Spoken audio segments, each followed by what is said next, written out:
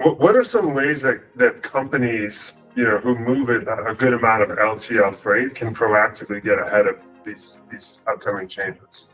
We've seen some customers go into more, understanding their freight dimensions before they ship, right? There's technology out there today to where it could build the pallet based on your SKUs and based on your products. But really it's, these carriers nowadays want to understand what they're moving before they pick it up, right? These large FAKs, carriers are not inclined to give out these large FAKs anymore. And, a lot of customers think FAKs mean lower prices. It's more convenience now.